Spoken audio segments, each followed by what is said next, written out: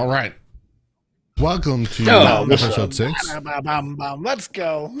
Dude, it's still it like hypes me up every time. Dude. It really does. So we're like 6 minutes late to start, and that's my fault because I was like totally engulfed in a conversation about schools and the school system in general, and we just started talking about that randomly, and here we are. So like a solution to what is probably a unanimously agreed upon deficiency in the American education system. And well, first of all, unanimously agreed upon is yeah. Unanimously. There's not a whole lot of people out there who'd be like, "Oh yeah, it's great." No. Yeah, exactly. Like, I exactly. think that's, we should like go around both places and like just randomly going up to people and be like, "Hey, what do you think of the school system?" And like just literally have it and like post that shit on TikTok. Maybe we should form a revolution and change that shit. I mean, oh man, it's 2022. We should have technology in schools. Everything should be technology wise. I mean, why are we so far behind? Like, why are we still the technology? The books. That the fucking meme. Yeah, I know. I'm gonna say that's a whole nother industry too. Textbooks and all that stuff. I was about to say, popping up. It's all buddy, patting each other's backs, and you buy our books. The school system, we'll sell them to you at a discount. They're making it's just all freaking. Yeah. It's one way to just line somebody else's pockets. Like that's why they're still using books when you can easily digitize it all. I think so you was talking about getting like a teacher fired. I think I got one of my professors at Georgia State fired because chemistry is an incredibly controlled medium across like all universities. It's kind of crazy. Like there's one test everybody takes. There's like these Z curve analysis to make sure like everything is on par and like everything should be as it is. And the books are controlled very thoroughly, but my professor, he made us buy a different book than what everybody else had used before that the other classes. And then after like I sent an email. I was like, yo, this doesn't seem right. Like, I know he is like pushing a book that he's being paid to push. Like, 100%. I don't know if y'all want to pay attention. Yeah, I'll say, and then he was gone the next week. I was like, damn, because chemistry is a big deal. And but that industry is the whole industry is being abused. I mean, you want to talk about like government spending. I feel like the $764 billion a year, whatever it was, it's up there. Yeah. Like I feel like, I mean, it seems, I know the operational cost of a building and the facility to have everybody in and all this stuff. I mean, that's a lot, but I mean, I feel like a lot of the other money is mismanaged. I just don't feel like it's handled very well. On the personnel side, I think, is where you can see a lot of that mismanagement, where like you have somebody retire and then you bring them back and then you pay them a second salary, and because you don't ever reach out and find their replacement, because nobody in any of these places have ever worked like HR or like a real business. Like, could you imagine retiring an employee, bringing them back, and then paying them like the rate is more than, hold on, I can pull it up. It's like $225 a day. You know bring what? A retired teacher back. I don't understand the whole process in the United States. Why, like, we could literally make education 100% free, just like we have in the military. Have a GI Bill, but have it for everybody in a term of, okay, hey, you want to be an educator? Fantastic. We will pay for you to go get your education. And if you want to do math, then we'll pay for you to get a bachelor's degree in math or even a master's degree in mathematics, whatever. And then you go and be a math teacher, and you have to be a math teacher for a minimum of 3 years. Otherwise you have to pay back your student loans. After 3 years, you no longer have to be a math teacher. You can use your degree to whatever you want to do. But, that's the same aspect. You can do that for a doctor too. Hey, maybe it's a 5-year commitment for a doctor, and then you have to work at a VA hospital or just a hospital in general, like, even if it's a private one, but like you can even just make government hospitals free, you know, like healthcare free for everybody, instead of paying these insurance companies absolutely ridiculous amounts of money for the you know, it's like for the subsidized healthcare costs. Why pay a third party company? Just handle it. Bullshit. Yeah, you could pay. You could literally handle the amount, like the amount of money going into it is ridiculous. And then you can, like, you say those doctor shortages or nurse shortages and all this stuff. Well, guess what? Hey, your education's free. You now, but you have to serve as a nurse for X number of years, and if you do that, then your education's free. If you don't do it, then you pay it back. And you know, that way it's like, hey, you're serving your country. You're serving not even your country. What's the loan forgiveness program? Shouldn't be a loan forgiveness program. It should be a service program where you commit so many hours of service a week for so long, and then it is forgiven. Like your job is literally, you know, like you were thinking, say a nurse.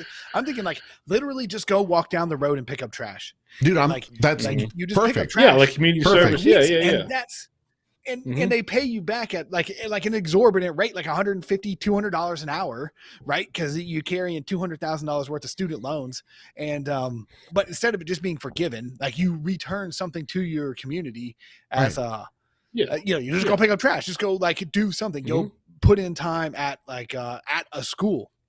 Yeah, so, community service, volunteer at a school, whatever the case is. I mean, because even if you increase the amount of resources a school has and teachers a school has, there's always going to be need for additional people for field trips or for whatever the case is. I mean, it's you need additional volunteers to help. I don't know. And volunteer. I was about to say is I don't know if I've ever been a part of an organization that couldn't find something to do productive for free labor.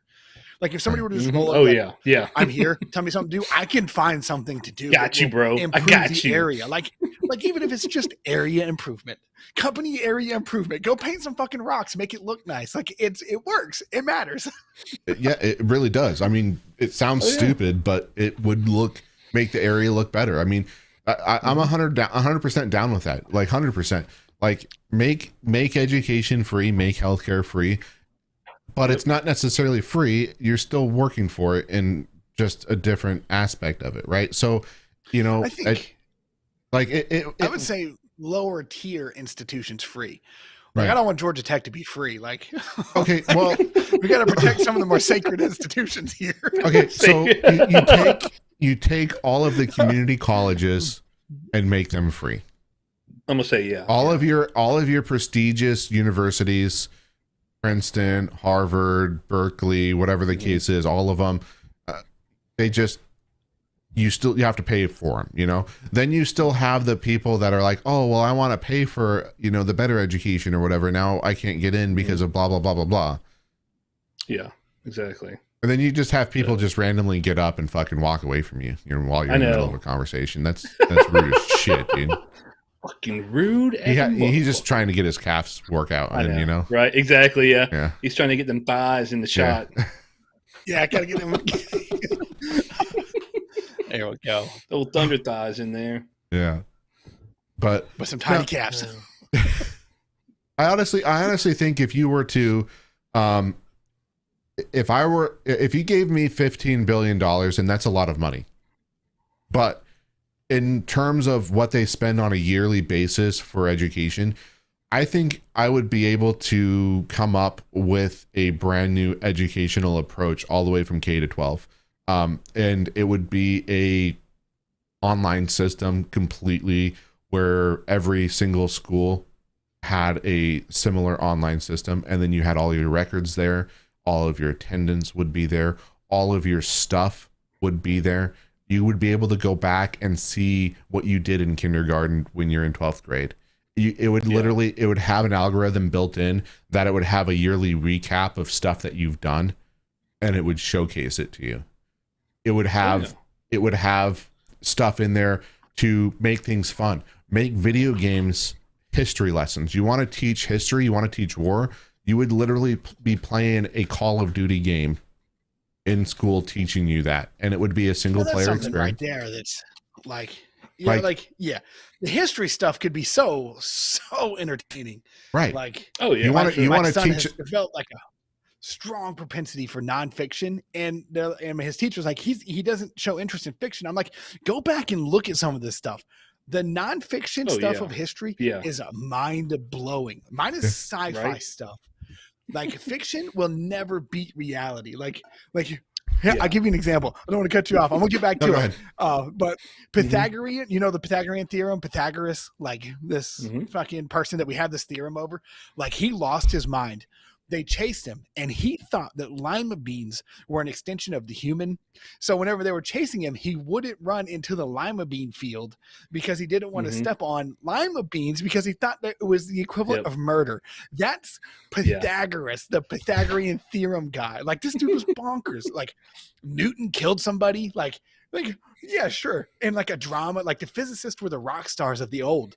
So, like, yeah, it could be so much more entertaining than it is. That's for damn sure. Like, like realistically. Right? Well, yeah, I mean, not only that, but you would be able to create like a VR experience, like you're actually there. So instead of just having, I mean, dude, like, seriously though, like, literally, like, for anything, you could do any for any of it, and you can literally, like, almost like you were there in an extent, and you not only would you be able to teach these kids, like, and have them actually retain the information, they would have fun doing it. And that's like, they would be wanting to go back to school. They would not want to be 100%. Being like, I don't want to go to school. You know, like, exactly. They would want to be at school every day. I agree with one caveat. I was like a perfect attendant student. I was a fantastic student until I found pussy. Like, there was no nothing that was bringing me back into the school after, like, my first girlfriend, who was really just a skank in high school, and that was it. That was all she wrote. But but back to what you said, very true. You don't argue with that logic. That's facts. Like, I would be a millionaire if it wasn't for pussy. That's right. But yeah, I don't know, like, you know, and then I mean, defining it with, there's so many different things that I would have ideas for on it, but I mean, like, literally, it would make things so much easier. You wouldn't have to worry about transferring from one school district to another, trying to figure out where their records are or where they're currently at, because it would all be assessed through the same exact system through the United States. It could all be integrated so other schools could see people's records in other schools. Like, yeah, exactly. The difficult part would be to try to integrate it into the students that are currently there, and all of a sudden jump into it. You just gotta, but I have a theory on that. You just got to cut a generation. Honestly, you just got to leave one behind. That's kind of where I would. Generation is fucked. You just kind of got to accept it. That's kind of where. That's what I was about to say. I think is like, I would just start it with kindergarten, and they would be the first test subjects through kindergarten, and then you would test that kindergarten class versus the kindergarten class that was previous, through the new system and the old system, and see how they match up and see how much better off they are.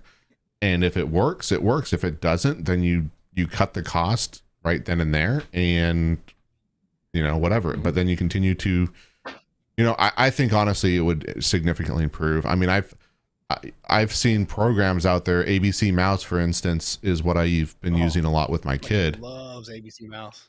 And all it is playing games, drawing, art, and it's all the same stuff. And he's so much further ahead than a lot of kids in his class. And all I did was spend an hour a day with him, if that, doing lessons on ABC Mouse for the past year before kindergarten started. And he is so far ahead in a lot of different areas. It's like, yeah. He my son came up to me today. He said agua. I was like, where'd you learn that? I was like, tablet. Yeah. Like, all right, cool. There's so many words that my son's used in the proper aspects, even though he doesn't fully grasp what the definition of the word is, but they're like high-end words because of YouTube. Watching people on YouTube. Oh yeah. You know, I'm not saying just to go watch random shit on YouTube, but I monitor that stuff. But I mean, there's You know, if he does his lessons beyond school, then he gets tablet time and he gets to watch, you know, his favorite people on, whether it's Evan Storm or whoever else. But yep, I don't know. Yeah. I let Jace use the tablet as he'll be like doing whatever, just like fucking off watching what the hell is it? Power Rangers. He's watched a lot of Power Rangers here lately. And then whenever he starts to notice it's getting close to bedtime, that's whenever ABC Mouse will be up and he'll be on it on his own. He'll be like, "Can I finish this? Can I do this?" I'm like, "I guess." Yeah. How do you say no? How do you say no to their education, right? Like, that's what I say to my son. He's like, "Can I watch my tablet in bed?" I'm like, "You can only do that on Friday and Saturday nights if you do your lessons." And he's like, "Well, what if I did a lesson right now? Can I have my tablet?" Yeah. And I'm like, "Really?" He's like, "Yeah, Daddy, I want to do lessons with you in bed." I'm like, "You're just trying to stay up later." But you know what? I'm not going to say no. Yeah. I'm going to sit here and fucking, I'll spend a half hour, 45 minutes with you on lessons any day. Like, hell yeah. And then usually I'm the one that falls asleep. No. Yeah. Yeah. His mom. So my theory on the revamp and remodel of the education system, while is independent of like your system, what you would say would be integrated throughout all of it, is distinctly and almost violently different. And I've put a lot of thought into this. Yeah. So like, where I'm from originally, Lawrenceville, it is an area, right? It's a pretty densely packed area, and all the kids go to it. And the system's already set up for this, but it would be that school system would be directly beholden to the people in the county. Like it wouldn't just, first off, I have a problem with taxes and government anyway, but my tax dollars don't go into a giant pool where that pool is then allocated out. My tax dollars go to that school. Like every dollar that is paid to that school would, one, be transparent, would be visible, and would be beholden to the people who go to that school, period. No ifs, ands, or buts about it. And that school's a little bit too big. So what in the most ideological theory I have is the school is large enough or small enough to have 3 of each grade. So 3 kindergarten, 3 first grade, 3 second grade, 3 of each grade, all go in this area, from this area to here. The extracurriculars would still be run out of a larger area, and it would still be beholden to the county, where the county has to manage itself. And because of the transparency that goes to it, one, like a single parent could have such a significant impact in that school that has so few people that, one, it has to be run well, or they're going to have a lot of parents that are a problem. They'll have a large enough percentage of parents that it can't be run poorly. If I have a kid, one of my kids older than the other, I go and I'm with my kid and I make first grade good for my oldest. Well, then my second kid is going to step into the work I've already done. So now I'm not only invested in one, I can do work that contributes to 2. Like there's a very strong chance if I go put a lot of effort into my kid's kindergarten, my next kid will not see that work because it's too big. He could end up anywhere. Mm-hmm. There's no control. There's no influence. If the schools were run at the lowest, like the smallest possible, and I think the smallest possible, I came up with 3 because there needs to be variety, right? There needs to be like other first graders and other classes. There needs to be like a community of first graders and a community of second graders. It can't just be like the same 30 kids for 12 years. You get a bunch of weirdos like that. But if you have 3 classes right, and you mix them up, that school that is only 36 classrooms, only 36 teachers, becomes very accountable to the group that is feeding it.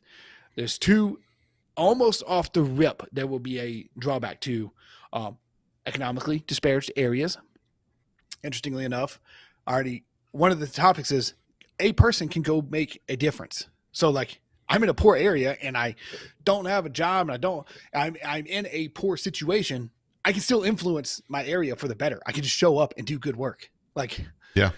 It puts accountability back onto the parents and the community for the quality of their school. Like, it's no longer this giant monstrosity. I graduated with 870 students in my graduating class. Does that sound right, Joe? Yeah, I say, yeah, that's about right. Because I think at Brookwood, there was like, I want to say there was like 1,100 in my class. Something like that, right? But it's the same way. It's overpacked. Like, it's a graduating class, yeah. And so, exactly. There's more in the 11th grade. There's more in the 10th grade. There's more in the 9th grade. I remember, like, these school campuses that I went to 15 years ago had a 4-story building that if you left a class and you like jogged from your class down the stairs, across the parking lot, up the hill, across the parking lot, into the main building, up the stairs, and to the farthest end, which I had to make that journey, you would be late. Like you there was no going to your locker. There was no talking. There was no doing anything other than just like jogging from one place to the next. And if you were one of those students, you had to have a letter and you had to go talk to the counselor to be like, hey, I'm going to be late every fucking day because it's impossible. Like, it's a half-mile fucking walk between classes. You got 7 minutes. And that's crazy. That's an institution. That's a prison. Like, prisons ain't even that big. Yeah.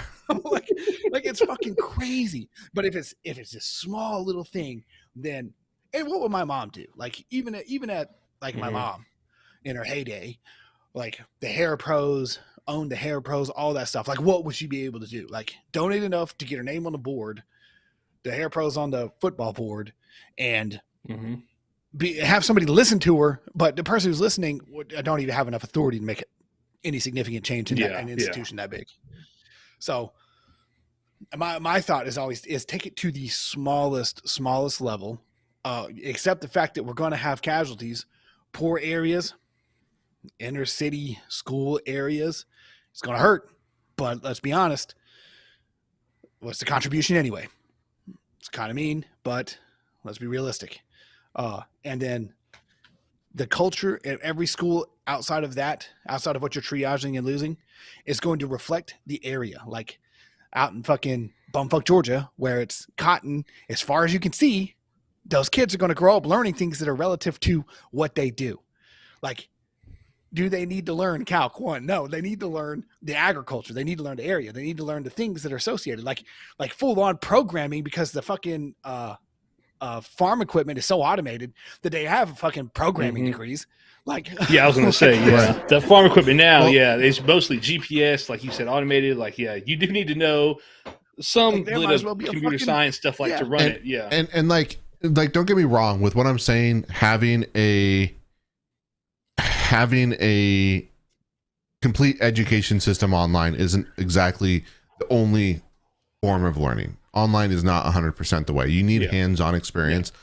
But I think you can literally, I mean, if I'm going to go do something, like here's an example, right? The last few years I've been spending remodeling this duplex. Like, literally we're going to do a contract. It fell through.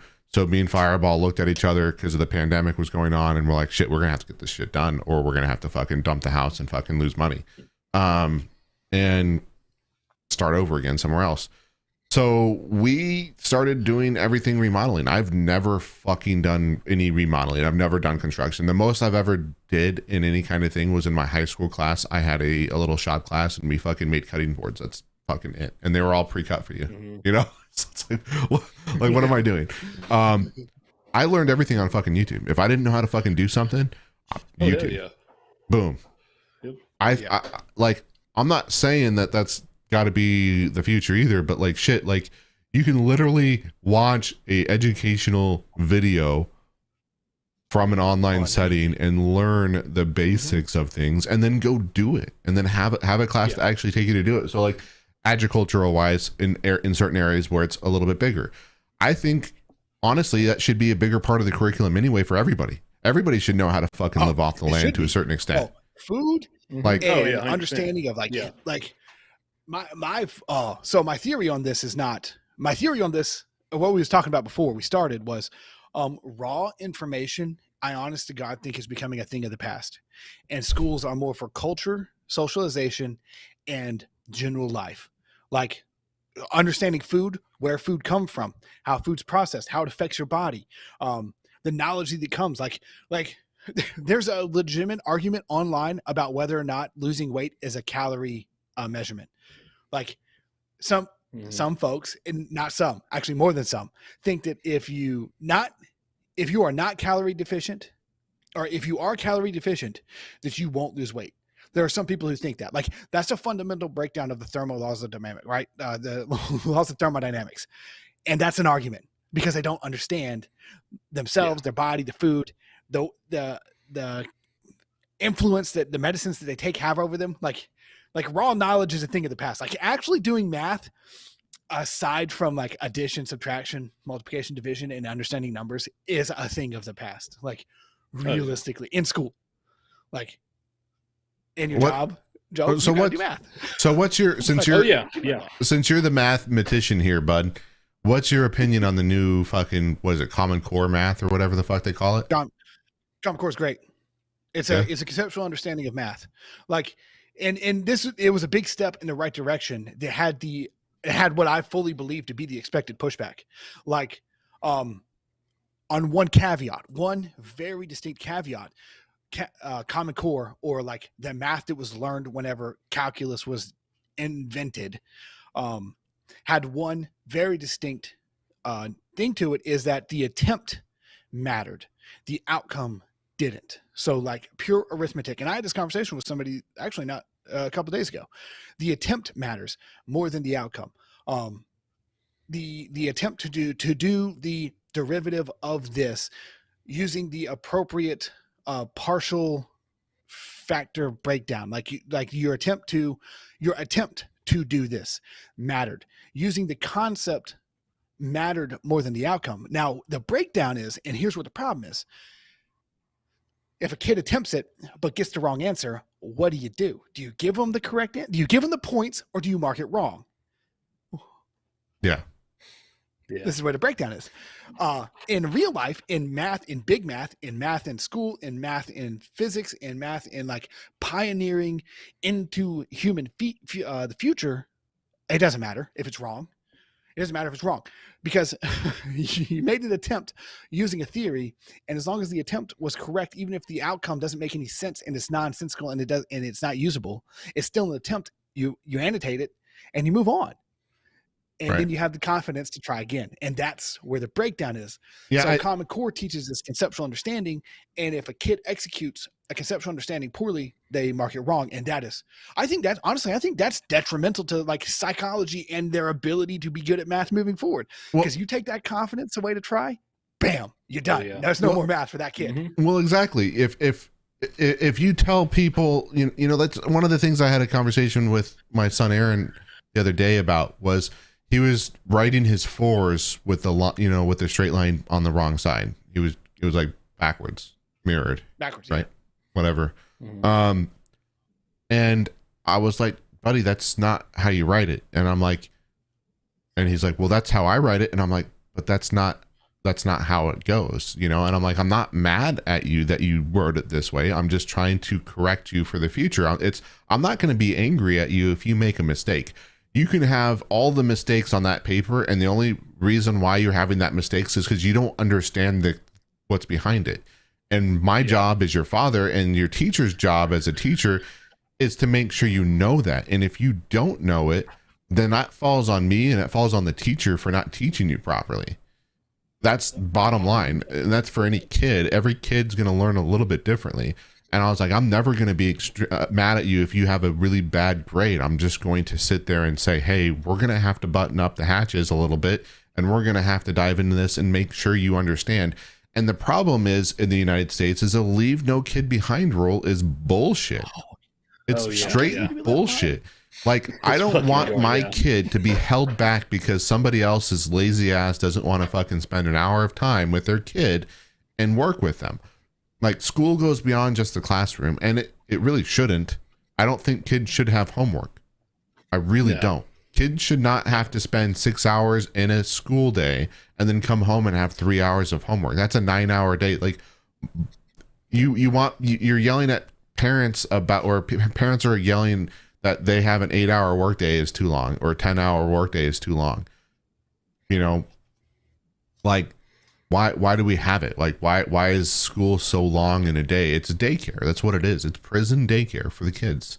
To get the kids away from the parents. You're institutionalizing. And to teach these kids what you want as a political aspect, and teach them and ingrain into them completely different beliefs. And you know, the culture thing, dude, I could get into that like and just throw things around the room all day. Why can't my kid dress up for Halloween at school? But this entire week is Spirit Week. And so like yesterday was dress up as your favorite animated character. I could have had him put on his Halloween costume of Captain America and shown up to school that day as an animated character. And what were they going to do? Tell him to go home? He can't wear it Halloween? No, because you told him to dress up as a, but like he can't dress up on Halloween. Why? Because not every culture believes in it. Not every religion believes in it. Like, but I'm at the same aspect. All these other cultures are being shoved down their throats. Why is one culture okay, but not somebody, you know, not the one that's been around for ages here? Why is that wrong? Where is the separation on that? There's a nationwide, because it's a nationwide run or a statewide run, or you have to placate, and areas have to placate to the things of other areas. Like in extremely rural Georgia, Christmas is still a thing in schools. It's a thing in schools, even though they have been told very explicitly for it not to be a thing in schools. But the area is so homogenized with the thought that Christmas is okay that it still is allowed to happen. Yeah. And that's why, because it was like Christmas break when we were in school, and now it's holiday break or winter break. That's what they call it now. Yeah. No Christmas winter break, or no decorating for Christmas. And other cultures, I think, should be pressed. I do think other cultures should be pressed. Actually, so that word has a different connotation in modern English than the way that I think I'm using it. I think I know how you're trying to use it based on my knowledge of what you're trying to go with. But go for it. But I would say that other cultures should be pushed, but not at the expense of the independent culture or the culture of the community. Like should very rural Georgia understand of the Muslim world, considering it is 1/3 of the Earth's population? Probably. Should they have to placate and compromise their own Christmas ideology because it might offend somebody from 1/3 of the world? No. Well, here's my attitude. In offense, people I mean, so easily. I'm totally for like teaching. Well, here's the thing. I think if you taught every single culture in school, it would be a hard thing to do, but like it would just be what you went to school for. Right. Yeah. I mean, really, like you could have a full day. You can have fucking 10 years of education on all the different cultures out there and still be not a fucking 100% knowledgeable probably. But I think the major holidays of all the cultures could easily be at least taught to a certain extent. But I think if you move here, then you should be not complaining so much of the culture that you moved into. Like if I moved into China, like I would be expected to adhere to their culture and their standards, right? So why they're not going to just change. I got a follow-up thought to that. Most people who move here have no problem. Like, we have no problem with Americans celebrating Christmas. Or, like, I got on some TikTok thread where it's like people from other countries moving to the United States and then experiencing the first Halloween. Like, somehow I got on that today. And I have a lot of TikTok time. Yeah, me too. I went to work, but I have a lot of TikTok time. And it was other people's response to American Halloween. Like, realistically, the only people who are offended are probably older, affluent white women. Like, if I'm I gonna could say, boil it down, it's to white people one are word, offended it's for offended. them. Yeah.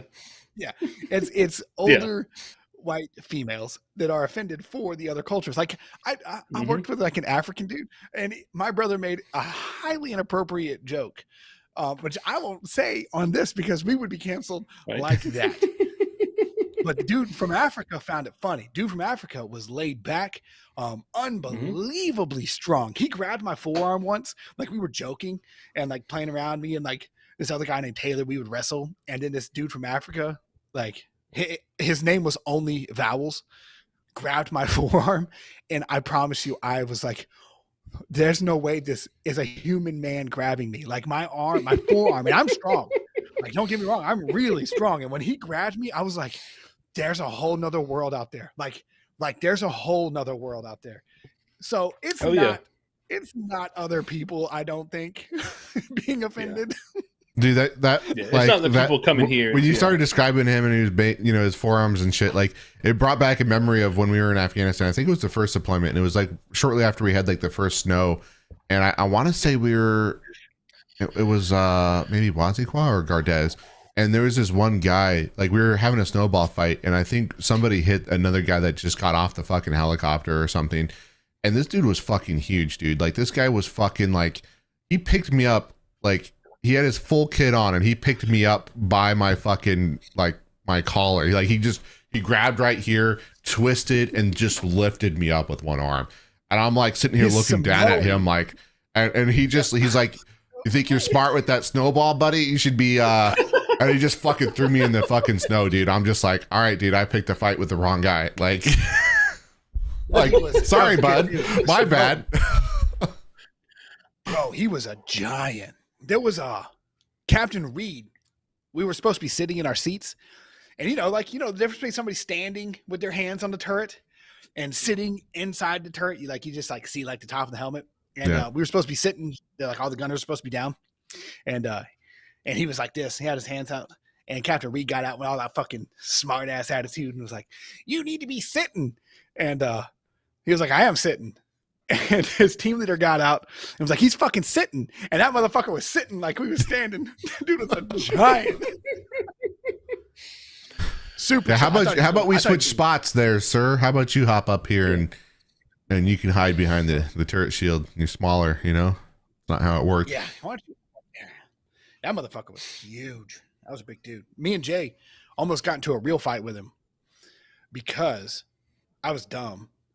I didn't know what was going on. Like I just like rolled up. Like I'm oblivious. Like sometimes anyway, I just rolled up. I'm like, hey, what's up, guys? And they're drinking. They were drinking like they had alcohol sent to them, and they were drinking. And I was like, oh, chilling. And he's like, we cool? I'm like, yeah, we cool. Like I don't know what you mean, but yeah, we're cool. Like, and then we keep talking. And he's like, no, are we cool? I was like, yeah, man, we're cool. Like I don't get it. And then Jay walks up and dude like sticks his hand out to shake my hand. And I was like, I shake his hand and he like pulls me in. He's like, are we fucking cool, bro? I was like, yeah, we're cool. Jay looked at me and one of the few times like me and Joe were like, I was like, I don't know. He's like, I don't know. And then Jay saw that they were drinking, and Jay, that's whenever he's like, and that's when he told me, he's like, yo, they're drinking. I was like, oh, I don't give a shit. Like I had no idea what was going on. Like I don't know. We were walking away, and me and Jay was like, I don't know if we could have taken him. I was like, that's a big fucking dude. And he had my hand already. I was like, bro. Oh man. Gotta find that guy. Oh damn. Samoan motherfucker. But yeah. Anyway, so this is a fantasy league podcast that we're just talking about school and everything else other than the football. I'm happy. My record's so depressing. I don't want to see it anyway, so I'm cool. We can keep talking about schools, Samoan dudes, fucking drinking, whatever you want.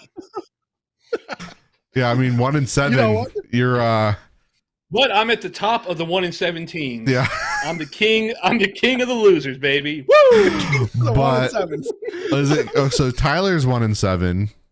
Daryl's 1-7. You're 1-7. So what's going on in week 9 with these 1-7? Oh, somebody is gonna get knocked out. It's gonna be. It looks like you're gonna win the next game against Tyler. God, I hope so. Yep. I was making moves. I thought you was gonna win last week, though, bro. There was a moment there where you were like, you had so many. I was watching that thing like a hawk. My freaking app on my phone, just watching the score and stuff. I was like begging. I was pleading to the heavens, let me fucking win this one. But Brent, that's a son of a bitch called me yesterday talking shit. I whooped you. I was like, yeah, you beat me by like 7 points, dude. It's because his quarterback pulled a miracle and got 11 extra points. Exactly. Yep. Exactly. And I had Jimmy G because my quarterback, Mahomes, my boy. Although you can't really say much. Week, so. Brown, I know AJ Brown did go ham, and I'm very grateful for that because that kept it close. I wouldn't say saved my bacon, but it kept it close. Right. And his kicker got 21 points. What kicker gets 21 points? Yeah, that's what the fuck, bro. Yeah. 3 field goals. Yep. 1 field goal 50 plus, 1 field goal 30 to 40. Yeah, that's fucking nuts. Mm-hmm. They went ham in that game against the Jets. So he had 5 field goals. Yep. Wow. So many field goals. Legit. But yeah, hopefully this week looks better, way better, much better. I hope this is the turning point. Oh yeah, you definitely got it this week. As long as Tyler doesn't actually put in, what's he missing? A running back? Yeah, he never put anybody else in the other week. Oh, he really? had 3 missing when I was going against him, and he probably would have beat me if he did. He already quit, huh? A quitter. Yeah, because I mean, if you go back to, that boy's got a lot of quit in him. Yep. Oh, hadn't heard that one in a while. What was it? The week before last. He played Luis's team last week. Yeah, I mean, yep. Yeah, had an easy game, dude. Yep, exactly. What, 3 of his players are on bye? 4 of them. Oh, is there 4? Yeah. Okay. Oh, yeah, his kicker was on a bye week too. Jesus Christ, dude. And then his tight end got 0 points. What a fucking nerd. Right. All of my star players from the beginning are all gone. Like I don't really, other than fucking my quarterback. Like my team is gone from fucking stellar to, well, not so stellar. Cooper Kupp, Josh Allen are my two number 1 still. Oh yeah. Shaquan Barkley is on a bye this week. Say that's your money makers right there. Yep. I think Josh Allen's going to have a pretty good game against the Jets. Well, yeah, he's going to cut him up. Hell, the Pats just beat him last week. So Buffalo should cut him up, slice him and dice him. This shouldn't be a problem for Buffalo. I'll be surprised if the Jets give a run for their money. Yeah, and then Liganda is going to go to 6-3 next game. Probably I should go to 7-2 still, but yeah, you probably got it. Yeah, I probably got this one against the old other 1-7. Yep, could be close. Last week was looking tight, and then all of a sudden it broke wide open. Yeah, his tight end is on a bye though. If he changed his tight end out. I played Hex last week or this week. Oh, yeah, you kicked my ass last week. Yeah, that was painful. Damn. Joseph got the win? I didn't see that. Shit. Yeah, I got right out of a win over the other high-ranked team, and then. So there's a couple things that really affected me. I wouldn't have put in Goodwin if because I mean Goodwin's not like the primary or wide receiver for Seattle, but like he did a really good week a game before. Because Metcalf got injured and got pulled out. I didn't think Metcalf was coming back, so I picked him up as a wide receiver because he was thrown out in that week against the Chargers. He had 21 points.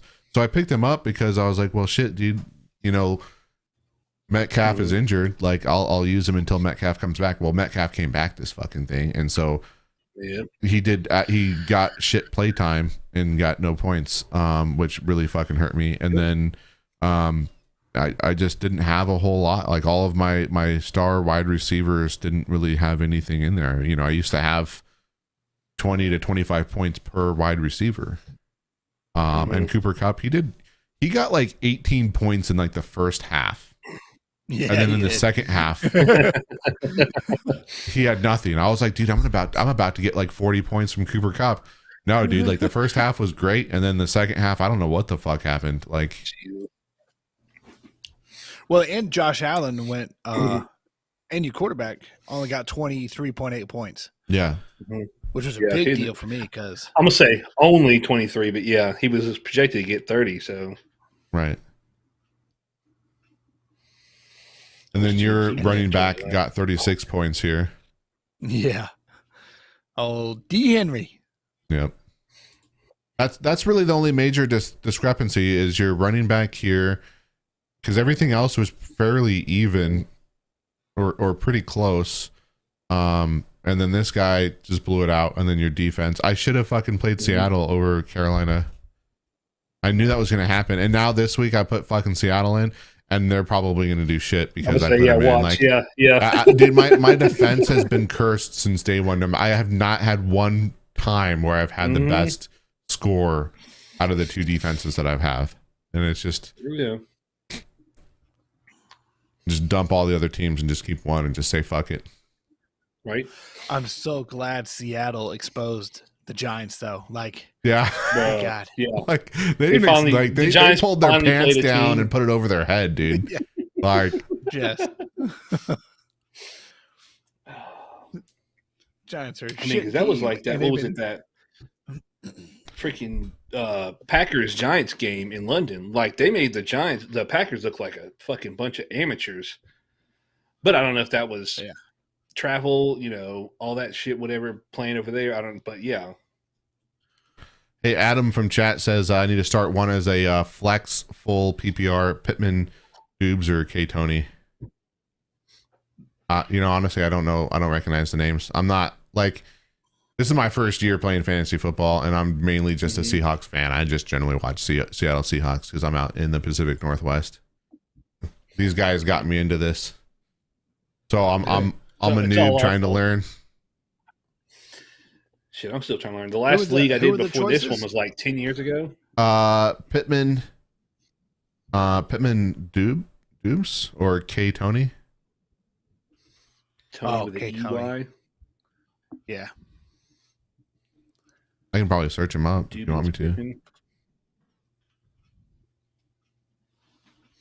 Yeah. I'm going to say, yeah, because looks like you and Justice wide receivers both took a shit last week.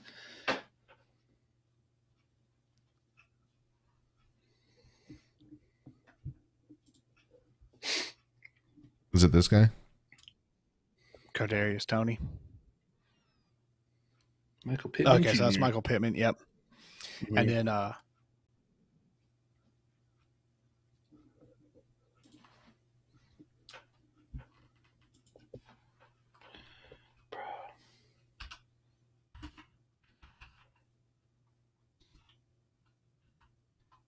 who else? So I think you got Kadarius. Yeah. For the Kansas City Chiefs. Man, who's he playing behind?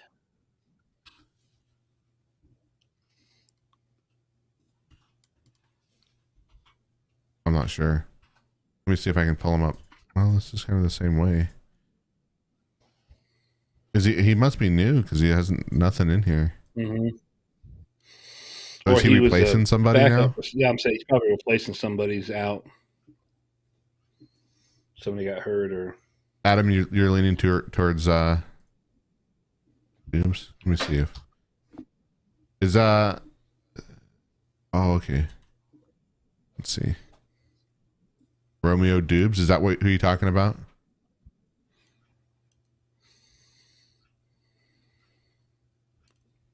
Oh, he was just traded to the Chiefs. Tony was okay. That makes sense. So he just went to the Chiefs. Dude, the only problem with playing anybody from Green Bay, in my opinion, is Aaron Rodgers just hasn't had a good No, hasn't had a good season year. so far. And not to say that it's necessarily all his fault, but a lot of from what I've seen, a lot of his wide receivers have been dropping balls. There's like if they play him and they start him and like he's making headway, great. But if he's been the one that's been dropping balls, I'd stay away from him. Mm-hmm. It's like my hang up on cart. Anybody who's traded, so in general, is especially receivers, but in general, anybody who's traded, they don't know the scheme. Like he's going to be behind. He's going to have some level of lag associated with every play. Like if the call, he's going to have to think about the call. Is he supposed to do what he's supposed to do when he's supposed to do it? So he'll be great in probably short, probably slants into the open, especially if they play zone, which I'll probably play like off man on him because he won't know the scheme as well, like thoroughly. So they're not going to be, I don't think he'll break open for long plays or I don't think he'll be targeted in the end zone. Like, are you taking your shots? But you may. Like, I mean, a slant to the inside out of the slot is a slant to the inside out of the slot. Now, yeah, no matter what team you're playing for. No matter what team you're playing for. Right. But that's you get the basics down, but trying to get that chemistry, the team chemistry and the team bonding is the most difficult thing. And the timing. I mean, that timing takes to be able to have a quarterback launch a throw deep and you're going to be there at that location. That takes a lot of practice and timing and chemistry to make sure you get there. And when you're doing it in a game itself too, and there's other players involved, it's 100 times harder. Right. Yeah. And the quarterback has to have confidence that receiver is going to be there too. Like I've seen a bunch of that too. They talk about, they throw it, in that area because they know that receiver is going to make it to catch it. He's going to put himself between the defender and get the ball, like whatever. But if it's a guy that just walked into your team, walked into your locker room from some other team, you don't know him from Adam. It's like, Hex, can you pull up Juju Smith-Schuster and see what his production was last game?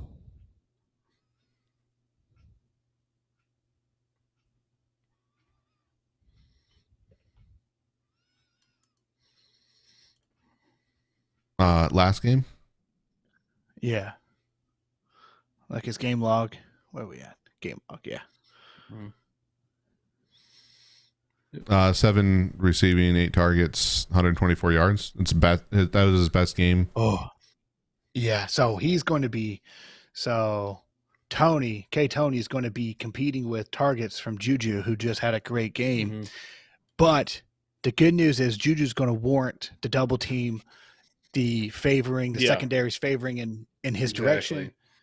Right. I don't know. Like if you're looking for like a flex or a third, I would probably take him. He's in one of the strongest offenses in the NFL at the moment. Is firing pretty well. Is Lazard going to be out like this game? Is it guaranteed? And it shows him as questionable. I put him back down here because I didn't research it yet, but normally I would have him in my flex position.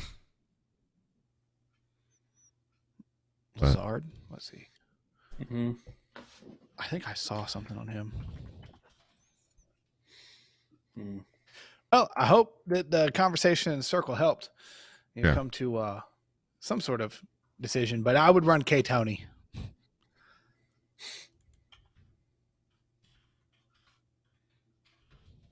And then come back and let us know if he worked out for the best, And if it didn't work out for the best, you can blame that guy right there.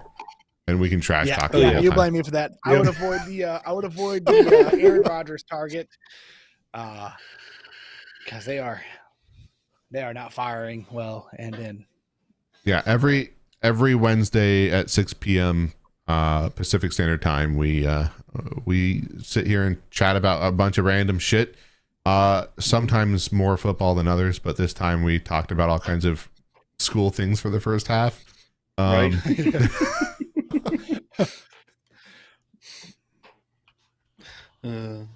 But they're playing Detroit.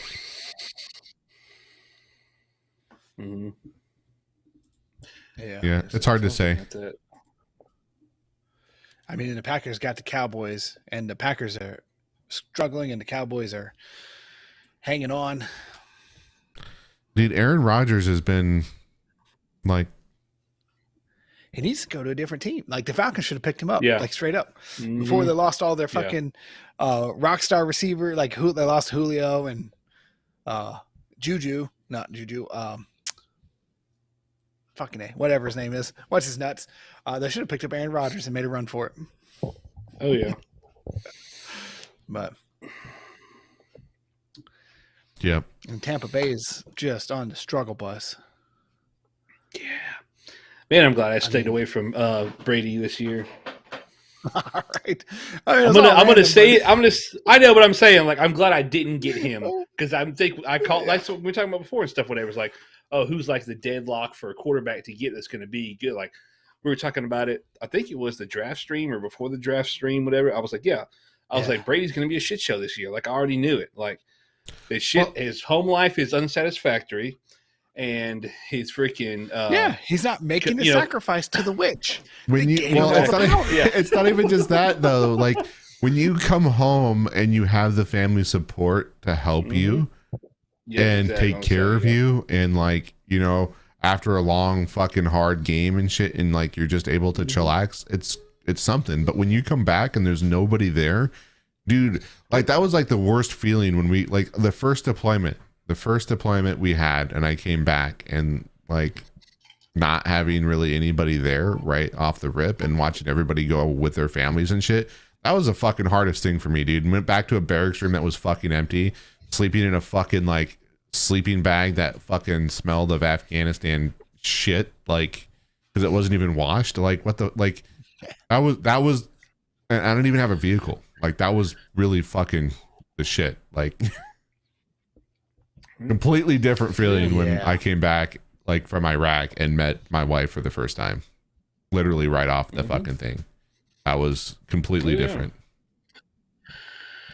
But same aspect. But I'm gonna say, and he freaking, you know, his 40-day retirement, like all this stuff. He's indecisive, going back and forth. The same shit with who was it, Brett Favre, coming back and retiring, coming back and retiring. Yeah, I knew he was going to be a shit show this year. And he should have. If they made it to the playoffs, it'd be a miracle. He fucking should have taken the W and fucking left with the W, and then just. That's what I said. Like when the Pats won that last Super Bowl, it's like he should have freaking. He's on top of the mountain now. Time to step off, take his bow. It's been a good time. It's been a good ride, boys, and walk away. One more season and win it with Tampa Bay.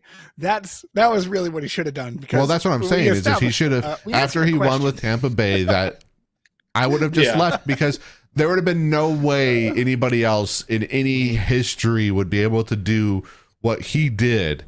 The chances of it are so slim. I mean, his name goes down in history for a long time anyway, but shit, like to leave after you're like, hey, I won Super Bowls over here, I'm gonna come over here and win a Super Bowl, and you fucking do it, and then you fucking leave after that and be like, you just fucking drop the mic, and like there's like what else? Exactly. They can't argue. But now he came back, and now he's not doing so good because of the family issues, and he's like, now it's like, all right, dude, like you're past your prime, and now he doesn't have that hype as much anymore. When he retires, it's not.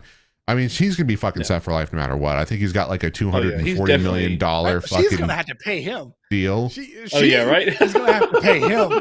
Like even with all the money he's making, she's gonna have to pay him. Yeah. Well, it doesn't even matter. Like she's gonna miss out on so much money when this divorce goes through anyway, because he's gonna make more money being an announcer for one of the sports agencies, because I think he already didn't he sign a contract with somebody already. I think it was. I don't know, but Fox it's there. Sports or something like that. He whispers the words. It's there. Like I don't know. I haven't looked, but he just utters, "Hey, I was thinking about announcing." He's there. Yep. And he's got the look on top. They're gonna all. Like they're gonna all bend over and say, "Please, sir, come to." Brady recently signed. Brady recently signed a 10-year deal with Fox Sports for $375 million to be a lead NFL analyst on air. Although that won't start until he's finished playing. Yep, he's set. Well, why is he even fucking playing?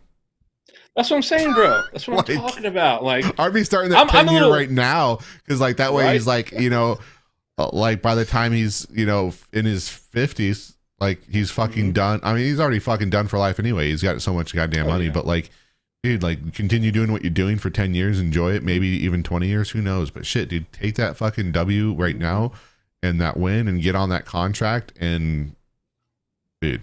Yep, exactly. But see, as I said, I think I'm a little biased. I would have liked for him to retire a Patriots, but you know. But yeah, he had to go and expose Bill Belichick and that system. Anyway, we're past our prime. The Falcons sit atop the NFC South. Who would have thought? That's mind blowing. Honestly, that is not what I expected at all. Well, the NFL rankings is crazy. The AFC East is Buffalo Bills with 6-1, followed by the Jets with 5-3, and then in the NFC, let's see, that's AFC East with that, and then the Chiefs, the Ravens, and Titans.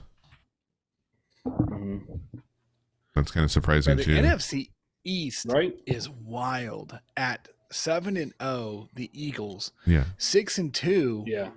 And 6-2, Cowboys and Giants. That's wild. Yeah. Like I just saw that and I was like, Eagles 7-0. Imagine being 6-2 and you're not like you're struggling to see if you're going to get into the playoffs. Yeah.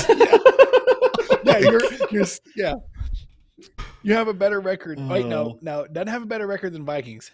Have almost a better record than everybody else leading any other division, and you're in the third wild card spot or the second wild card spot. Nerds. Yeah.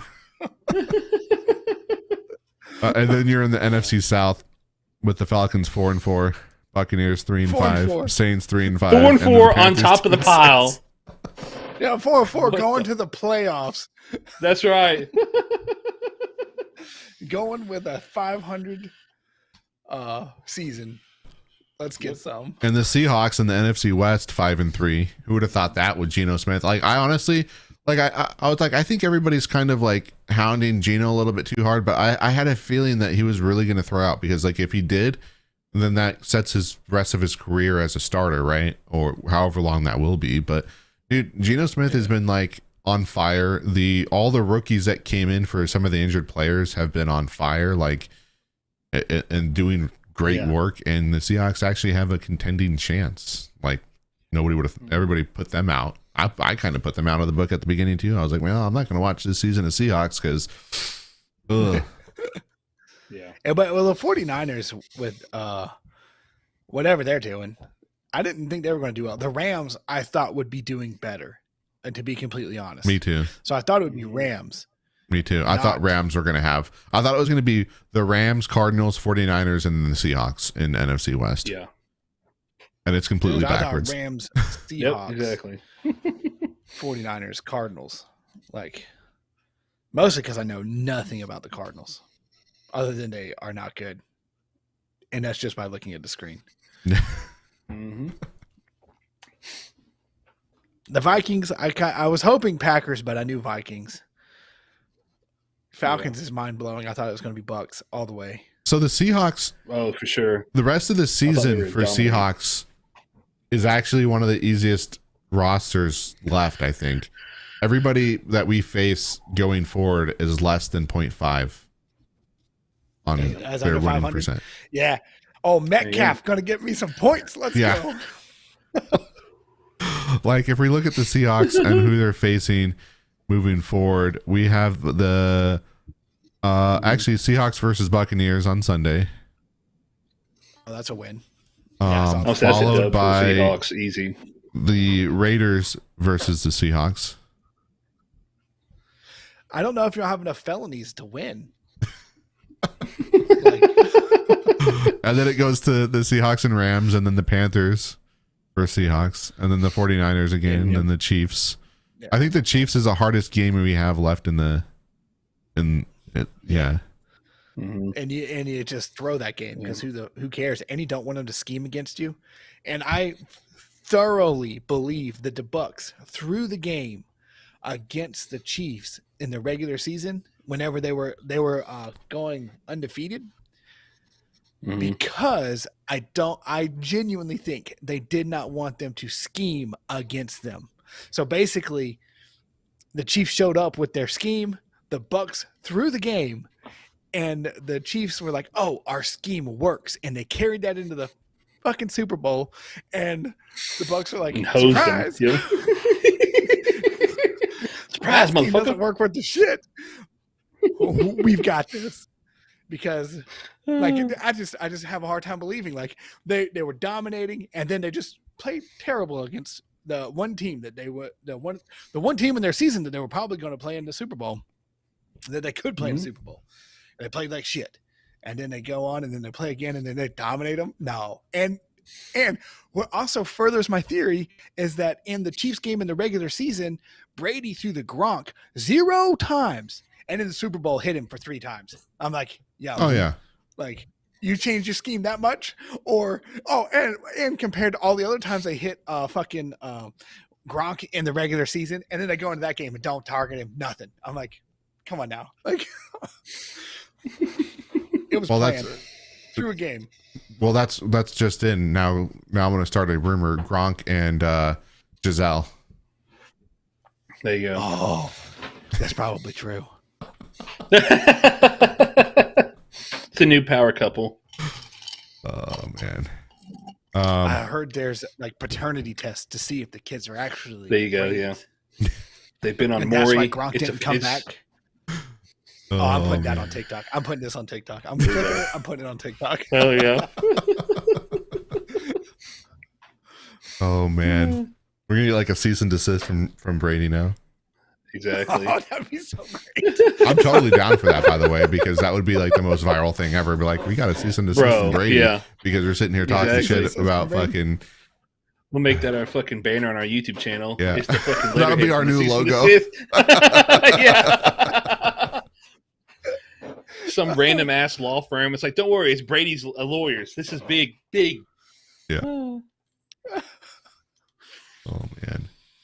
Oh yeah. Oh, we move over to the American conference. What about the XFL? Bills. Are we going to have a fantasy football league for the XFL? Bro, I'm down. What about the lingerie league? Oh, fuck Instead yes. That's what I'm talking about, son. That's Dude, what I'm yes. We talking go with 100%. I don't know. We need some other metric other than like yards, receptions, and stuff like that. It's got to be something ridiculous. Can we actually, you know what?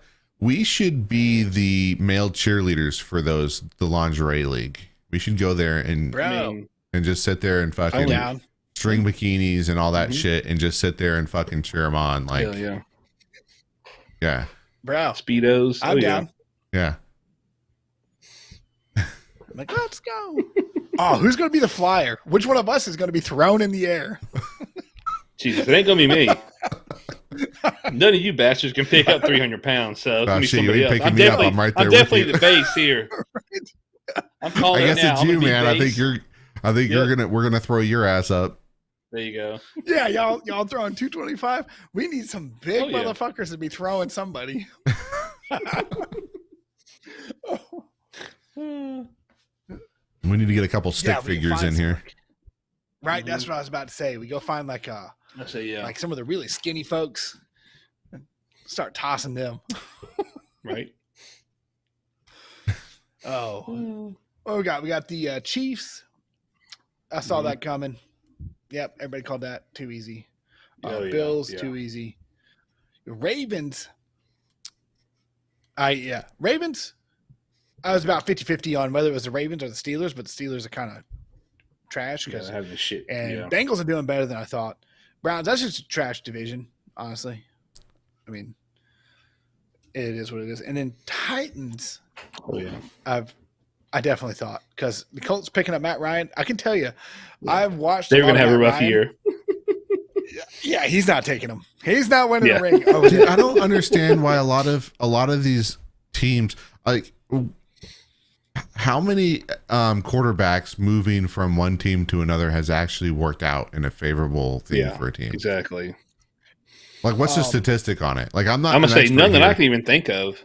But like, except from my and Favre and what was his face? he's won the freaking Super Bowl for the Cardinals. Who was that quarterback? He was old as dirt when he did it too.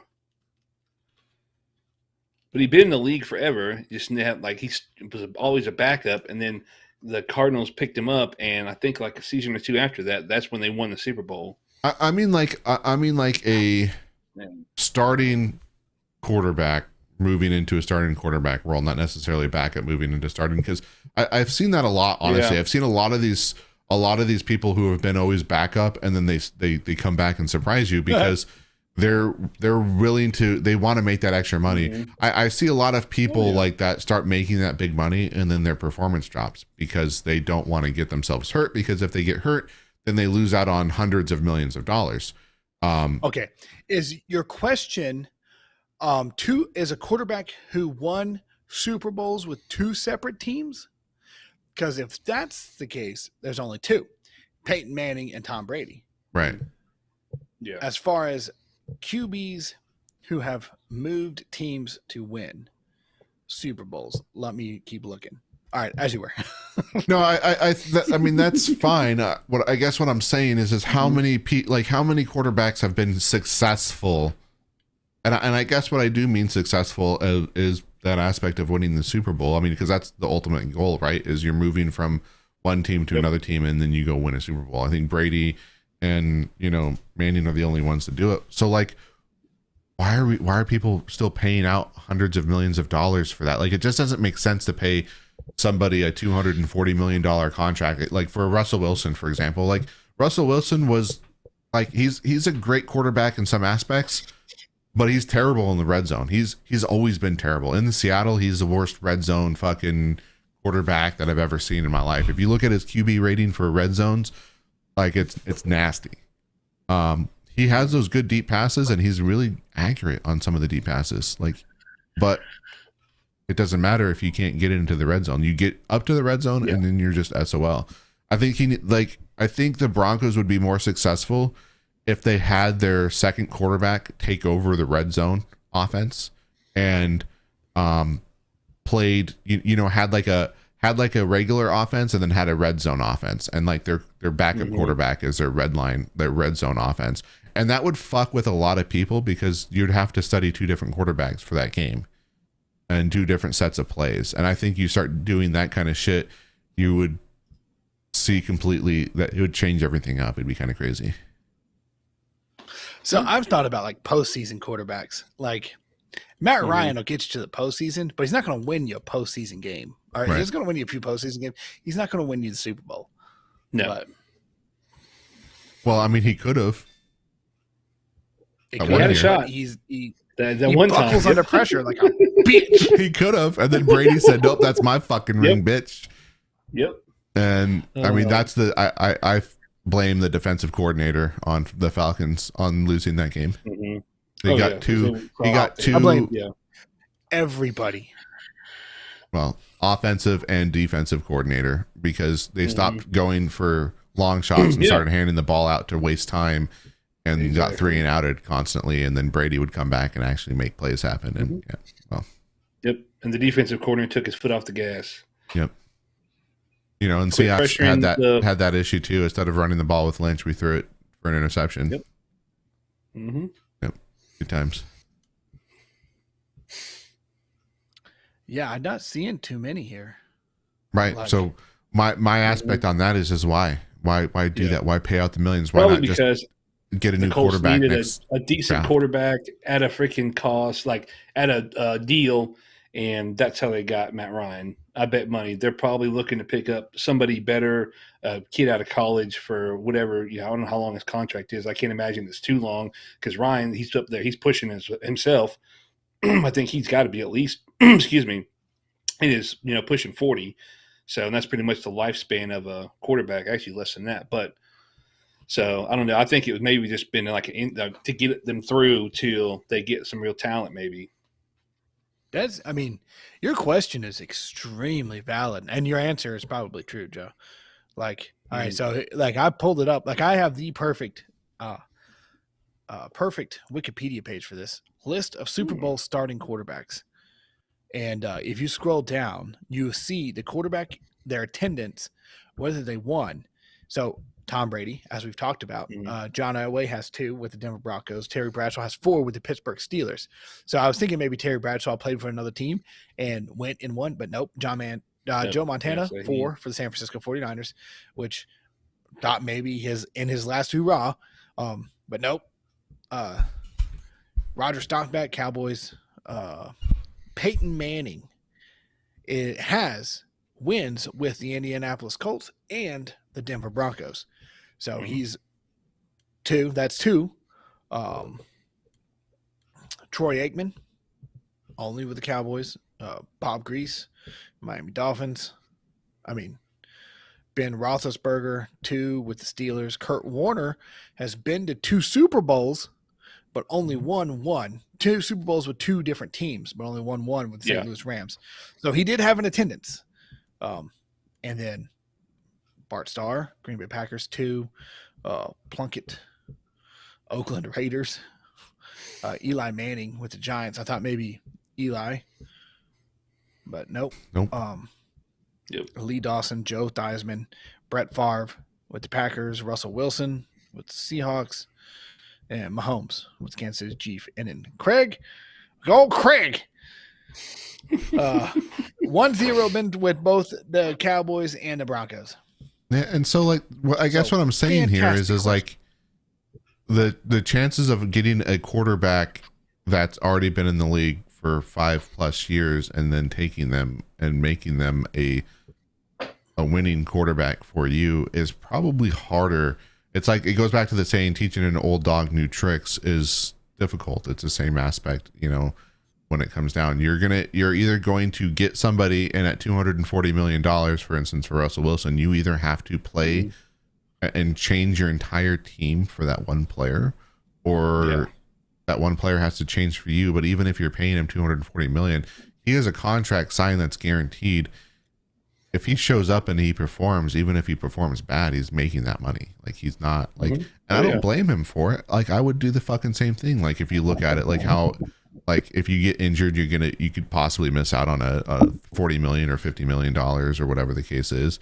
You're still guaranteed a certain amount of money, but still, like $40 or $50 million, like I wouldn't want to get hurt by doing something that just to win a game. Like, fuck it. But if you look at Russell Wilson when he was in his prime, when he was back only making a couple $1 million a year, he was fucking busting his ass and doing crazy shit to win the games. And that's like those scramble plays that he did were insane back then. And now his scramble game has significantly lowered after he started getting injured by doing so.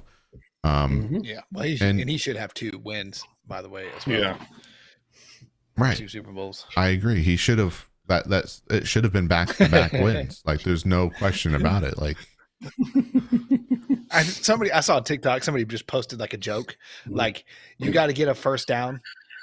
Who you handing the ball off to? You need 1 yard, and you got to get a first down. Who you handing the ball off to? And obviously, everybody just went ham. And it just, like, I think the guy was just posting it. I was like, oh, like, like the questions that go around, like, you got to do this. Yeah. Who are you picking? And they just went nuts with it, obviously, as the internet does. Yep. Yeah, I don't get it. Man, crazy. Let's say my theory, I think, still holds true. Pete Carroll wanted to give that one to the Pats. I mean, he used to be Patriots head coach. So I think what it boils down to is the same aspect of what's happening in the Broncos right now. Is he wanted to give the spotlight away from Lynch and put it onto Russell Wilson as a victory. Because if Russell Wilson threw that pass and got a touchdown with that pass and won the Super Bowl with that pass, it wasn't Marshawn Lynch that won the game. It was Russell Wilson throwing it to win the game. And that's and because Lynch was one of those players that, like, well liked by the community, but probably hated by the NFL and all the staff because of his lack of participation in the events, with the media events and all the other shit. He didn't want to do it. Like, he would just be like,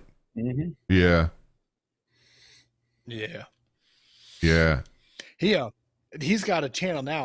I like watching. He's pretty funny. Yeah, he is. He's a hilarious guy. Like, yeah, he was really doing it. He wasn't doing it because he was like a dick. He was doing it because, like, his reasons and all the stuff that he was talking about is just fucking funny. He's like, how would you feel if somebody asked you? I'm like, I mean, I'm glad you feel that way. Yeah. Oh no, I think it's, you know, in the past now, It's but very- like I guess what I'm getting Oh, at yeah. with the whole situation is like I would rather try to get one of the backup quarterbacks off a team than a primary quarterback that's not going to cost me $200 million in cap space for 5 years. I mean, that's really. I And then mean, you could that's- build- that question. Just validates that idea, man. Like you are. like literally, Dead it on doesn't make balls sense accurate to with me to put all your eggs in one basket. It never has any kind of financial aspect.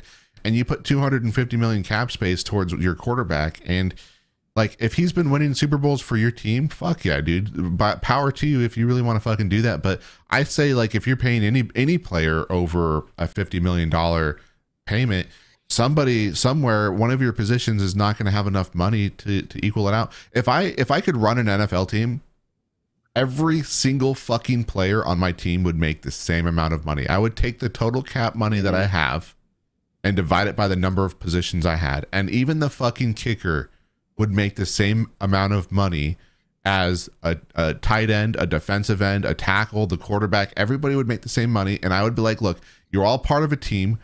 We don't have individuals that win this game. We win as a team. We are a team. We all make the same amount of money, and that's how it goes. And it's completely equal all the way around. And guess what? If you're a backup, you make money. You make the money. Mhm. And I would rotate people in. I wouldn't have a primary versus backup. I would literally, every single person would have. Are you familiar with Georgia Tech and a scheme called the triple option? and a coach that had that exact philosophy. I think he said, I know exactly where this is going. Yep. that guy right there, go run that ball. He gave no fucks. He had like 15 running backs, gave no Yep. fucks. It was triple option. Fourth downs didn't mean shit. Yeah, I would play every Fourth and single five, fourth down send unless it. like Yep. even unless it was like fourth and like if it was 4 and 5, I would probably go for every single one. Doesn't matter where the ball's located. Mhm. Now, if it's What about 4 and fourth 20 15? or something, I would Yeah. kick it. Because Paul Johnson didn't give a fuck. Right. He said, send it. No fuck. and he gave no fucks about who was who, what Yep. what Did he win quarterback, games? what nothing. Yeah, he did. He won an Orange Bowl. Yeah. for Georgia See? Tech. Yep. I mean, with that philosophy, everybody's now a team thing. I have never seen so much hatred and division like on a team other than the fucking like Broncos right now. That shit is fucking real. Like Russell Wilson's trying to force himself upon everybody there, and I like you can see it as he walks by people. Just like in college. And they, as at the moment he walks by, they have a smile on their fucking face and they're saying shit under their breath. Like, there's no camaraderie there. There's no fucking teamwork there. They're never going to have any chance of winning because there's like, you're paying a guy this amount of money and he's performing like shit.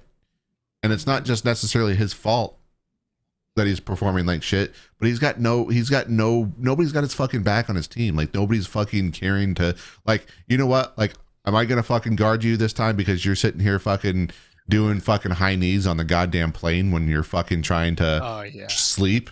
Like, you're on a fucking plane trying to sleep to get rest, and you're fucking doing high knees and fucking. Man, the you fuck? really should check out Paul Johnson's like philosophy. Yeah. Like, I think you'd Right? appreciate it. Yeah, I mean, I'll have Really to look would. it up now because, like, I mean, like, how motivated would you be to fucking perform at your ultimate best, knowing that you're making the same amount of money as everybody else in that fucking team, and you're just as Well, then you're important? playing And I for would, a win.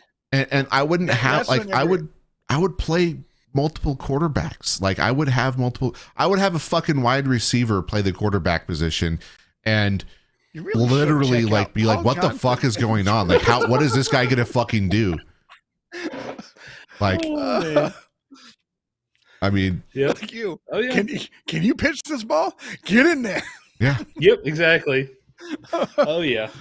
And it would And you wanna confuse the say- other side. I mean, you have the same team. You have the same team. You have the Yeah. same primary people. It's so easy to read what they're doing. I was watching. I watched a TikTok earlier today. It was about baseball, and I don't remember whose team it was against, but there was this one pitcher that was throwing, and when he threw a fastball, he would lift his leg only a certain amount of height. If he threw a curveball, Yeah. it would go like another 20% up.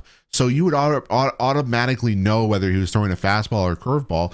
And one of the players noticed this, and he called and he yelled at the guy that was on bench to go bat next, and he told him, and then that guy fucking ripped a fucking homer or something. You're talking about I just saw that. Was the Phillies game. Yeah, Phillies. That's it. 3, and who he called over, and then that was yesterday, 2 days ago, whatever. Yeah.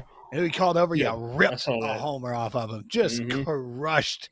After homeboy, hit a homer off of him at his at bat right before him. Yep. Yeah, and it's like when you're predictable. I mean, it's like back when we were in Afghanistan, we made ourselves not predictable. We left at random times every fucking time. We didn't patrol the same exact time, the same exact moment up and down that fucking pass. Everybody fucking got hit up and down that pass except us, dude. And except us, but we was wild. We were as wild as the Taliban. Yeah, dude. Right. Like I just don't. I don't fucking. I don't understand the philosophy of, oh, we have our guys, we're paying these guys to play, so we're gonna fucking pay everybody the same fucking money, make everybody fucking happy on that team. The team camaraderie would be the highest you've ever seen it. The motivation would be the highest you've ever seen it. I don't know, man. I get the concept. Conceptually, you would have people playing for wins as opposed to playing for money, and then you would get more wins because that is what your pursuit is. Right. But at the same time, I don't know if you'll be able to lure like your tier 1 Super Bowl winning quarterbacks to a team when you're not paying them that much. You can mold them. And the kicker is walking off with the same they are. Or your backup kicker's walking off with the same as your tier 1. I get that concept too, but you're fucking you're your team. I mean, and everybody, the quarterback is not the quarterback is arguably one of the most important people. But he is your captain. He should be your offensive captain. He should be the leader. At the same point in time, you could pick up somebody that's good. Not necessarily the greatness, but you could be the greatest quarterback in the league and be on the shittiest team and be losing. Brady making an example of that right now. Right. He's that's a whole. I mean, yes, he's having his issues, family issues and shit. But I just can't see.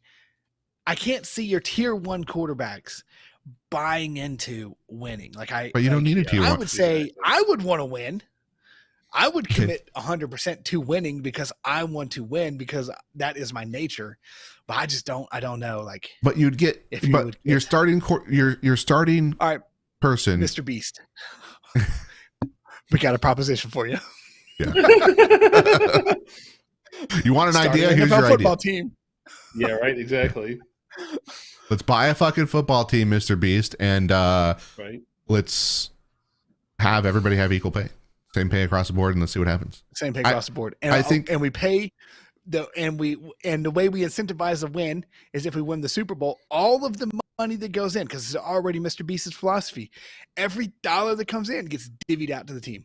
Yeah, we'll do it. We'll have an XFL team. Okay, essentially, way more money. Realistically, they would be paying for a fuck ton more money because, the owners are walking away, the stadium's walking away with their bag, Oh yeah. I mean, conceptually, I want to commit, but well, I know what you're saying. That when you get a quarterback or somebody that's going to get offered a higher salary at a different team, right? Because they're not going to follow the same convention. You're going to have that happen. But guess what? It's the next man up. It's the next man up philosophy, you may have losing somebody who's not playing for the win. They're playing for the money. You would be losing somebody who really doesn't embody the characteristic that you're looking for. Right. Exactly. I really do want to buy in conceptually because you're gonna have turnover just like in any kind of business you're gonna have an employee have turnover of some sort, but it doesn't matter. It's the next man up philosophy. If you train everybody to do it and you're training people to play multiple positions anyway, you're gonna have better knowledge of players. Are gonna have better knowledge, football sense, by rotating their positions. Left guard playing right guard, or left guard playing center, or center playing whatever the case is, and you rotate them all through, and then it's going to confuse the fuck out of the other team because you might play center, on this play, but you might be fucking right guard on the next play, and you just fucking rotate it. Like it's going to be hard because that may be a bit too far, because like learning 53 playbooks and knowing when to play, push, hold, like when do you let somebody filter through? Like if you're rotating a position and it's like a bubble screen and you're like backwards and you get a holding call, like that's not gonna. I think that's inviting a little bit too much. Plus, you need makes it more complicated. You need your 270-pound lineman is not going to be a great running back. Okay, like, well, I'm not saying. I mean, are you sure? I've seen some fat boys pick up that ball and run with like four people on their back. Okay, right? Like, well, no, I mean, I'm not saying necessarily every single position rotate, but I really do think if you had a few positions that rotated, or even if you had your backups rotating inconsistently, you're not playing the same people. You're not pushing them to the brink of injury because they're playing partly injured. You're going to have people that like, oh, they hurt themselves like a little bit, or like they sprained their ankle. They're not going to be playing on that sprained ankle, which the next play, then all of a sudden they miss a 60-yard fucking, a cornerback with a sprained ankle can't keep up with another person, but they're trying to. I've seen it happen in the NFL. I've seen people try to suck up an injury, or they get put back in there because they're the best person for that position. Well, I mean, you have the next man up, and if you pay everybody to do that, even your backups are really, really going to want to study the film. They're really, really going to want to play. They're really, really going to be that good. Where you want to develop, you would develop a goal of winning. Yeah, like the whole thing would be about winning. I do really like that concept. I'm gonna take this idea. And we should, you know what? We should shoot Mr. Beast an email. Be like, hey, you know what? Let's go. Let's start a Mr. Beast league. It'll be complete amateurish. But I mean, but you could take that philosophy and take it to colleges, though. Yeah. Because everybody on the college team is paid the exact same, which is nothing. They're all paid the same. They all have the same incentive. The kicker and the quarterback all have the same incentive. They're playing for their tuition, for getting their underwater basket weaving degree. And you can see like a very distinct difference in your teams, even with everybody making the same amount of money. So like Alabama's going to recruit better than fucking Florida Southern, even though they have the same winning record. Your higher quality players are going to go to Alabama, and they're all being paid the same. Right. You know what I'm saying? Yeah. Mm-hmm. So the philosophy kind of exists already. But on the pro level where you can win money, like I don't know, but if you were to get paid money for winning like the bowls, you would be incentivized to win. But then again, there's only so much you can do. Like there's only so much these little teams can do to beat the big teams, the power teams. Well, I mean, you still have to have a good coach. You still have to coach people, and it's all about positivity. I mean, look at Seahawks. Lockett dropped. He had the fumble. I don't know if you saw that game. He fumbled it at like the 2-yard line. I was aware. And then he was on my team. And then he dropped a pass that he should have caught in the end zone. And it was like, what? Yeah. Like you see other teams and like Tom Brady throwing fucking his tablet and fucking yelling at people. Why the fuck didn't you catch that? Fit. Yeah. Having a fucking fit. And then you see fucking Geno Smith come up and, got head to head with Lockett and be like, man, you're better than this, dude. You got this. We all have a bad day. You're going to come back. I know it. You're going to have another chance of redemption. And what happened? Even Pete Carroll talked to him and he fucking came back and he had a redemption fucking touchdown pass. Like, but the problem that there's a very inherent argument in what you're saying is Brady has 7 Super Bowls and Geno Smith has none. Like there's a very natural argument to say, well, it shouldn't be that way, but Brady's style of leadership, that prima donna meltdown bitching has gotten him to 7 Super Bowls. Like I'm not arguing that. I promise I'm with you. Experience has taught me that people, even in the most like, how much time we got? We got all the time in the world. Well, technically, I need to step away for 5 minutes though. If we're gonna keep going, I need to step away for 5 minutes. Otherwise, wrap it up in 5 minutes. See straight. Okay, we'll go with there was a rat colony. Rat colony A had everything. It was perfect. It had everything the rats needed, like plenty of food, security, plenty of mating opportunities for both all 57 genders. There was everything that was needed, and that rat colony completely failed inside like 3 or 4 generations. There was rat colony B that had food scarcity at times. It had mating opportunities were reduced at times. Security was reduced at times. Rat colony B was successful through all generations until the experiment was stopped.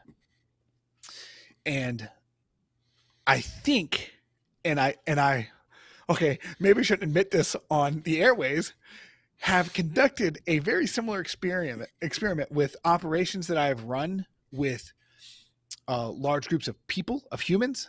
And I can tell you outright that if you do your best to build the perfect situation in your operation, like I'm telling you, motivated, fair, concise, easy, and I'm talking easy work, it will fail because people will always be chasing. It could be perfect if. And that could be perfect if is different for every individual. That one if is different and it will fail. But if you take an operation and you throw this one thing into it that's shitty across the board for everybody has to deal with this one shitty thing. They will all band together, get online, and bitch about that one shitty thing that you are imposing on purpose and move together. And while I probably shouldn't be experimenting on humans, I have done it a couple of times in a row now. And the phrase is, and anybody who's was a part of this with me knows, it would be perfect if anytime somebody heard that, they needed to tell me because that was it.